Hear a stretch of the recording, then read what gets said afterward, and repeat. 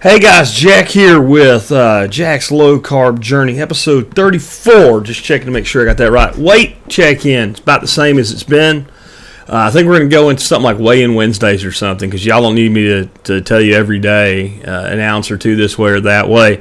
And over a week right now is about where I'm making any kind of significant change. I'm just at that point, 60-some-odd days in, weight loss exceeding 30 pounds. You're going to slow down. So that's probably what we're going to do. Another little thing I wanted to throw out here, I want you guys to give me your input on this, and maybe someone out there even might be interested in helping me. I was talking to my wife, I think I should make this video series into a podcast. And, going forward, it'd be like episode 1, episode 2 of the podcast and whatever it is here on the video series. But I have 30-odd episodes, and it'll probably be 40 or 50 before I get it set up to do a podcast, depending on whether somebody wants to help me or not. So the problem is I don't want to let all that content go away, but if somebody's listening to that podcast without an explanation, they're like, what the hell's going on? Because a lot of the stuff I've done has been video-based. So I'm thinking about calling like the first 40 episodes Genesis episodes. So like Genesis 1, Genesis 2 is the start of the whole thing. And so the way somebody out there might be able to help me is you can download all my videos, rip them to MP3s, and append, and if you don't do this on your own, right? Don't waste your energy. Email me first, jack@thesurvivalpodcast.com. TSPC in the subject line. Like anytime anybody emails me, that's the way to do it to get through my filters. And I will make an intro and an exit file. Like, you are listening to a Genesis episode of, Jack's Farmer Keto or whatever we call the podcast, right? And it may be some kind of an ending. So the person listening to it knows, like, these Genesis episodes were originally videos, and this is just ripped audio. And then I'll just keep doing the videos. Those of you who like the videos, this is not a threat to the videos. I'll just, when I'm doing the videos, if I'm doing something or I'm showing something, I'll be like, for those of you on the audio podcast, remember there's a video that goes along with this. Something like that. And that way I just reach more people. I can get into iTunes, Stitcher, radio, all that stuff, and, more people is better. Because I'm doing this to try to help people. I have no intent to monetize this or monetize that podcast. I have my thing I do. It pays all my bills and then some. So this is just like one of my forms of philanthropy and giving back and trying to explain things. So as we go into the subject today, let me tell you where it came from and where I'm coming at with it. So somebody said, can you tell us the truth about MCT oil, especially with your background with permaculture and farming? Maybe you can tell us the truth about coconut oil and MCT oil and all that stuff. And the truth is, my farming background, pretty extensive though it is, I don't know anything about coconuts or MCT oil because of it. I don't live in the tropics, and so I can't grow a lot of things, including coconuts here. We can grow some palms, but not coconut palms. So I've never grown a coconut in my life, so I don't know anything because of that. The next thing I'll tell you is I am not an expert dietitian. I'm not an expert chemist. I'm not an expert biologist. I'm a pretty good amateur herpetologist, which is a biologist specializing in reptiles and amphibians, but even that I'm an amateur. The thing I actually consider myself to be an expert at, because I've dedicated decades of my life to it, is teaching. And I do consider myself to be an expert teacher. And my belief is that experts are not people that can use a lot of really fancy words to make you think they're smart. Because a stupid, borderline retarded 90 IQ actress or actor can memorize a script and sound really smart. Dr. House sounds really smart. Hugh Laurie doesn't know jack shit about medicine. Okay, so my expertise is not in medicine or biochemistry or organic chemistry, though I have a good understanding of them. My expertise is in how to teach. So I want to try to teach you about medium-chain triglycerides and how that relates to coconut oil today as a teacher, not as a chemist or a biologist. So I want to use an analogy. When I was in cable testing and stuff like that, I have to speak in front of like 500 people about near and far and crosstalk. Trust me, even if you do that every day of your life, it is boring as shit. So I would use analogies like being in a football stadium and how sound travels and how the side peripheral noise affects the sound traveling over distance. And that seemed to work. So I'm going to try to do that here with something else, explaining what an MCT is, what lauric acid is that's right in the middle, and what a long-chain fatty acid is like to the body without having any chemistry lessons whatsoever. But just understand that everything we eat that we measure as a calorie provides the body energy. Doesn't matter if it's glucose, fat, protein. Now, protein's mostly structural, but as we know, we can break down and digest protein into glucose, and that's where the calories come from in protein, right?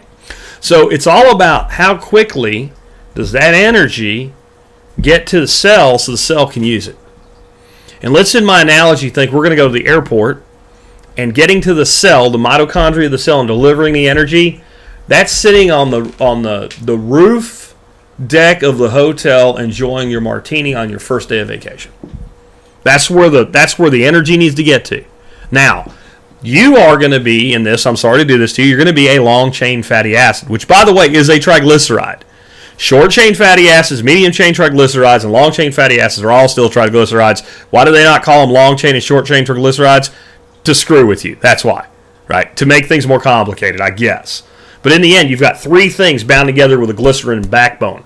Triglyceride. So you are a long-chain fatty acid. I'm a medium-chain triglyceride. And short-chain fatty acids, they are something we're going to put aside, and most of them come from fiber breakdown through fermentation in the lower intestine. That's for another day. We're going to put it on a shelf. Now, in the middle of this, we're going to have something called lauric acid. Caprylic and capric acid are your two main, not your only one, but your two main MCTs. And then lauric acid it's not really you, which are a long-chain fatty acid, and it's not really a medium-chain triglyceride. Remember I was talking earlier about the person with the borderline retarded IQ? Okay, so a person with a 75 is considered retarded, 76 isn't, right? Not to insult lauric acid or medium-chain triglycerides, but it's right there. It's right on that cusp. Inside your MCTs, you have C6, C8, C10. Sounds complicated. All it is how many pieces. Let's not worry about the organic chemistry. C6 is 6 pieces. C8, 8 pieces. C10, 10 pieces. C12, 12 pieces. Okay? C6, you will not find in an MCT supplement because it tastes like, it smells like ass. Okay? That's the only reason. Nothing wrong with it. Just doesn't taste good. So if we're going to refine out the MCTs from an oil like coconut oil, we're going to do C8 and C10. And you'll find almost every coconut oil you buy will either say this is C8, C10, or both. You know what? Doesn't really matter. They're both me when I go to the airport with a first-class ticket and concierge service. That's the way to look at it. Lauric acid. About 45% of coconut oil is lauric acid. It's not you. It's in back of coach with standard service all the way and shitty rental car service. It is a little bit better. It's almost as good as me. Not quite. Okay. It is the guy that flies American Airlines all the time. He's a member of the Chairman's Club. He's got a lot of frequent flyer miles. He gets priority boarding. He gets priority baggage service. But he didn't make the cut to get upgraded to first class. And he didn't set up a concierge car. Right? But it's a lot better than being everybody else as far as getting to the destination. So a lot of times people will say that coconut oil is like 40, 45% MCTs. Well, it's 40 to 45%, depending on the source, lauric acid. Not quite an MCT. And it's more along the lines of somewhere between 12 and 18% of C6, C8, C10 actual MCTs. First class concierge service passengers. Right? So, when we consume any of these fats, they go down into our stomach, and in our stomach, almost nothing really of importance as far as getting the energy out happens. They go into our intestines, and then they have to be broken down to get through the intestinal walls if they are a long-chain fatty acid, the people sitting in coach. They have to be broken apart, then they can get through the intestinal walls, then they go to the lymphatic system in the liver and do some other things. They get put back together into a new triglyceride that the cellular mitochondria can use. Okay, that's how they get to the hotel roof and drink their martini. Okay, lauric acid can get through the intestinal walls a little bit faster, has to make a little bit longer stop at the liver, but it gets to the cellular mitochondria pretty quickly. Your MCTs go right through the intestinal wall. They go by the liver that quick, and they're off. And they get priority on everything because they're instantly available as energy. That's what's amazing about them. So, if I'm MCT oil and I go to the airport This is what happens. You're standing in line, waiting to get to a kiosk to enter information to get your bags, a check slip. So you can get another line to wait for a lady to take your bags from you, tell you you're okay, and tell you where to go next. Right? I walk in, there's a special line for me. I don't even stop at the kiosk. I go right up, hand the girl my ID. Oh, Mr. Spearco, you're in our first class cabin. Okay, fine. Boom. Tags are on the bag. Those tags say priority. Okay? And that means my bags go in the plane last, so they come off first. Got it? She says, you're in, gate D5, security's that way. Me and my wife go hook and ass. We're both MCTs. We go hook and ass down to security. You're still in line or dicking around with the kiosk. We get to the security line. Big line waiting to get through. There's a special line. Priority and TSA pre-check. I'm on pre-check and priority. I go straight through. I take off less of my clothes than you. I go right through. Okay? I go down to the gate. Now, you're putting your belt back on, your shoes back on, removing the glove they left up your ass when they gave you a colonoscopy to make sure you weren't a terrorist or whatever. And I'm at the gate kicking back, right? Maybe I'm because I'm off keto, I'm having a drink. I'm not waiting for the plane. Then it's time to board. Well, first class passengers like to board, and you stand there and you wait. And I get on the plane and I sit down in my first class and I'm having a Chardonnay and some warmed nuts. You're standing in line behind people that don't understand how luggage storage works. You're a long-chain fatty acid. Nothing wrong with you. That's just what you have to do to get where you're going. Because you have a lower-end ticket. Okay? Now, there's another person here, the lauric acid passenger. He just didn't get the upgrade because I bought the seat. He would have gotten the upgrade from his miles, but he didn't. So when he gets to the airport, he has to go to the kiosk, but he knows how to use it really good because he flies all the time. And he goes to the priority line when he turns his bag in, and they put the orange sticker on his bag. And when they say it's time to board, they say first class passengers board, and then they say what? Priority passengers. So he gets to board. He gets maybe to pick a better seat, right? He doesn't have to deal with all the crap. But when the plane lands, since he's not in the first class cabin, he has to wait for all of the people that don't know how to work their luggage again and don't know how to work a seat belt and don't understand the basic premise here is get off the plane, and that delays him. Now, beyond being a first-class passenger, I set up concierge baggage service in this. I don't do that, but let's say I did. So I walk off the plane, and I walk straight past baggage claim, and I walk straight out the door, and an Uber Black Mercedes-Benz pulls up. Mr. Spearco, is that you? Yes, it is. Please. My wife and I get in, and we are whisked off to the hotel. Our baggage is sitting on our bed whenever we decide we want it. And we are already up on the roof enjoying our martini, and you are standing in line at the rental car place, maybe by then, while a person looks like this. Have you ever seen this look on a rental car, people? It's like they're trying to solve a calculus problem and take a crap at the same time. Been there 12 years, can't figure out how to do their job yet, trying to find the car you reserved 3 months ago. Like, I'm not dealing with any of that shit. Now, our lauric acid passenger, when he got to baggage claim, the bags first started coming out, the ones with the orange tags came out first. Boop, there's his bag. He grabs his bag. He goes to Emerald Isle with National, which I highly recommend. Right, you get his travel lesson here too, which is what I do. And he goes to that National car rental place. He doesn't even go near the rental car counter. He doesn't deal with this. Do you want to prepay for your tank of gas? Do you want to upgrade to a pickup truck? I'm trying to find you a car. Doesn't deal with any of that shit. Just walks up, picks his color. I like blue, gets in, and hauls ass to the hotel. Goes right to the count. He gets a little checkpoint. When he goes to leave the rental car space, pulls out his ID. They check his ID. He doesn't even have paperwork, and they send him on his way. That's lauric acid. You are still standing in line behind a person who's dealing with, there's a lot of hills around here. Would you like a pickup truck? No? Are you sure? Do you want the loss of damage waiver? That's all the rest of the fats. They take all this extra processing to get into the body. That's the big difference. Now, in the end, all of them end up broken down to ketone bodies. It's just me, the priority passenger with first class and concierge service is, boom, I'm a ketone body. Boom. Here I am. Use me. Burn me. Make things happen with me. The lauric acid is like, chill, dude. I'm on vacation, man. It's all right. Here's your pina colada. We're on the roof together. And then all the rest of the fats are like slouching up the stairs, dragging their own bags. They still end up in the same place. They still have the pina colada or the martini. They still end up on the roof. It's all okay. It's just one gets there faster than the others.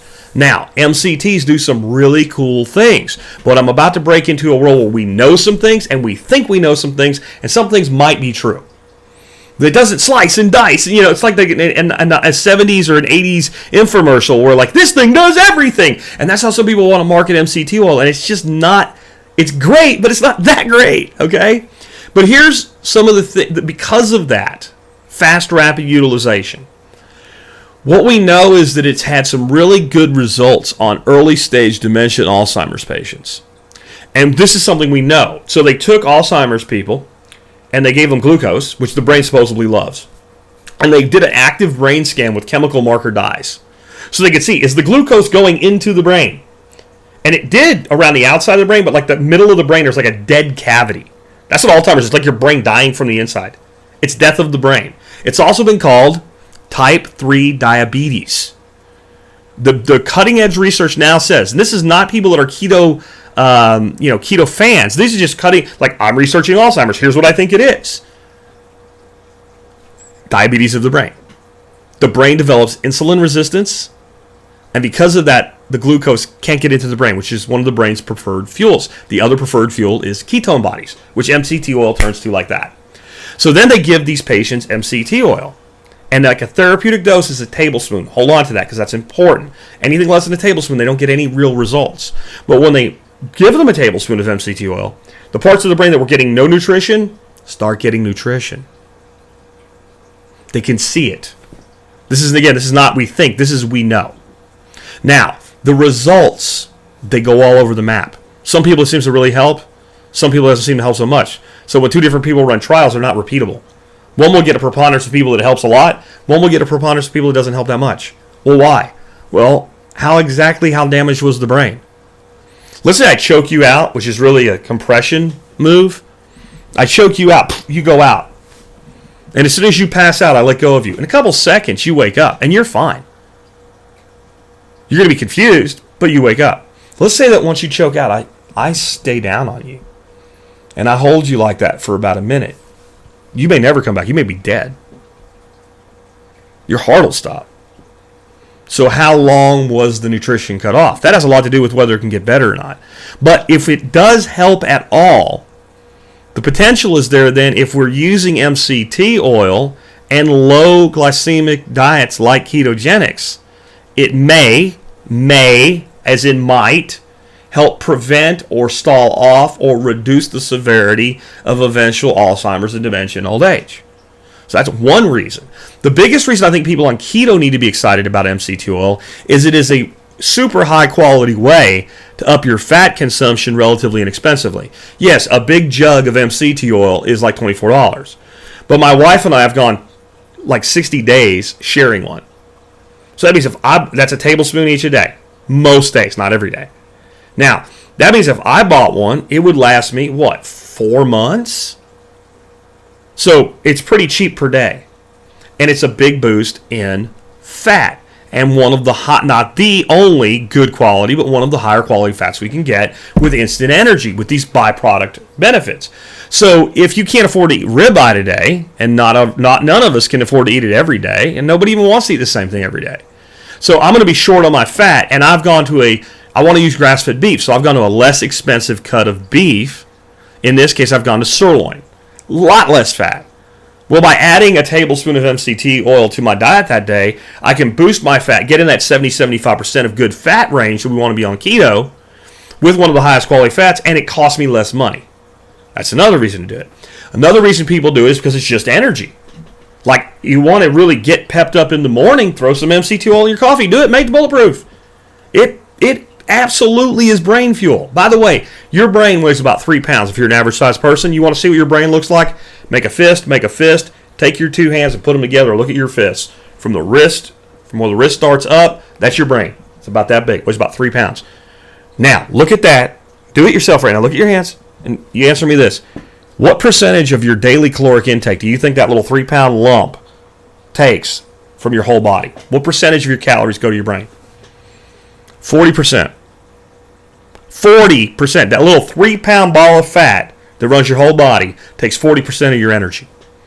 So you're directly feeding that. The other thing MCT oil does, and we know this is solid studies that have been repeated, it ups your metabolic rate by about 5%. So it actually revs up the metabolism.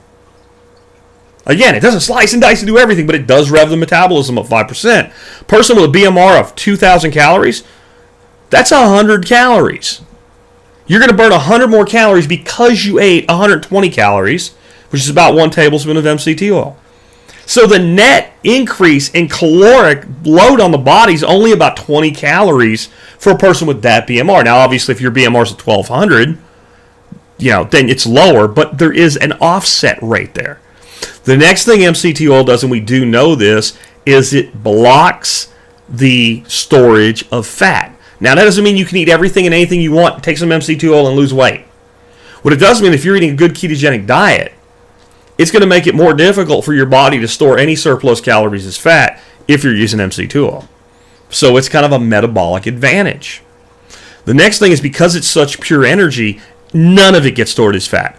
I personally think you can break that. I think you can do anything to an excess and break it, but if you use a tablespoon of MCT oil, your body will store absolutely zero of it as fat.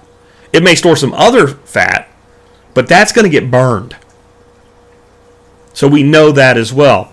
And it may help you with your intermittent fasting. Since it's energy and since it's calories, you may find yourself easier to get from breakfast to lunch without eating a breakfast.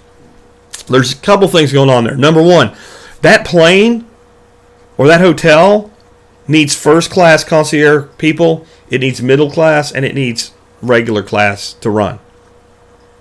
If everybody was like me, they would have to charge me twice what they charge me to give me the service I want.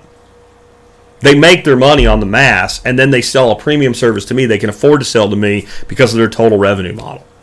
Your body kind of works like that. So it's not really good to have large amounts of MCT oil in absence of other fats. This can lead to diarrhea, stomach cramping, and things like that.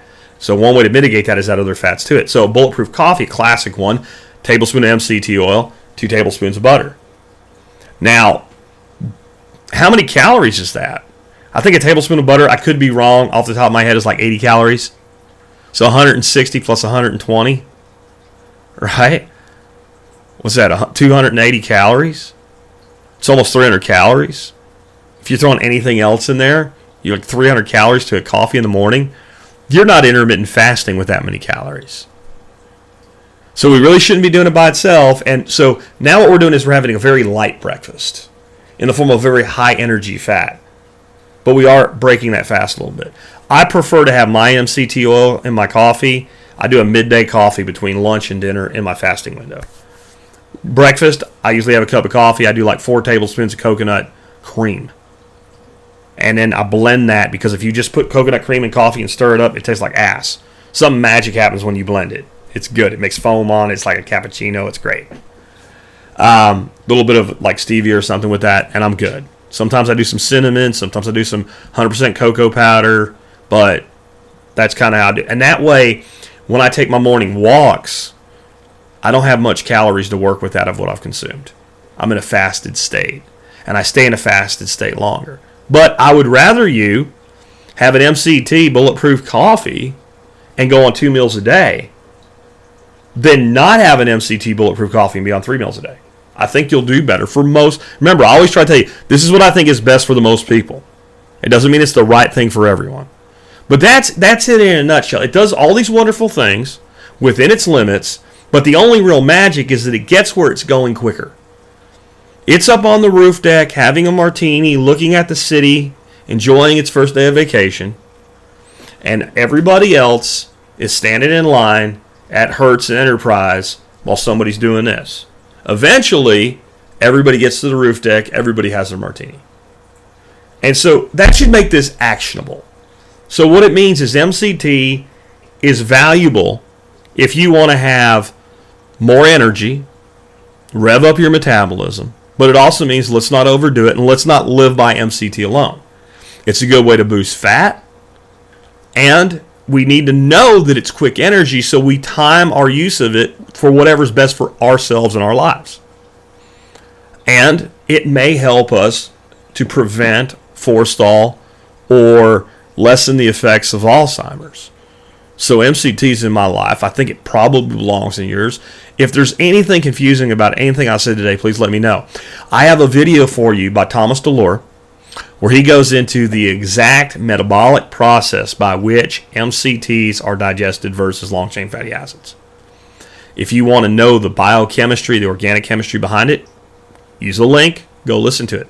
But in the end, just think of MCTs, first-class passenger on the airplane with priority boarding and TSA pre-check, pre-arranged Uber Black service and luggage concierge service straight to the hotel.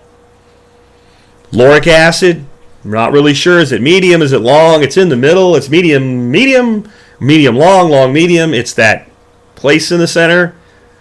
High travel airline passenger with lots of points, priority boarding, priority check-in. It's smart enough to use Emerald Isle. All the rest of the fats that we consume that are long-chain fatty acids, which are the majority of fats we consume, they're not bad. Again, your ribeye fat, most of your butter fat. Butter has some MCTs in it. I'm just saying. Like, coconut oil is not the only place they come from, but most of the fat that you consume on a keto diet is a long-chain fatty acid, which is actually a triglyceride. Don't ask me who decided to call shit this shit. That's how it works. Anyway, hope you guys enjoyed it, and love to hear your thoughts on whether or not I should turn this into a podcast. Take care, guys, and remember, causes of the solution to all your problems, you can find them in the mirror, scales on the floor in the bathroom, friend or enemy. If you're on ketogenics, it's probably your friend.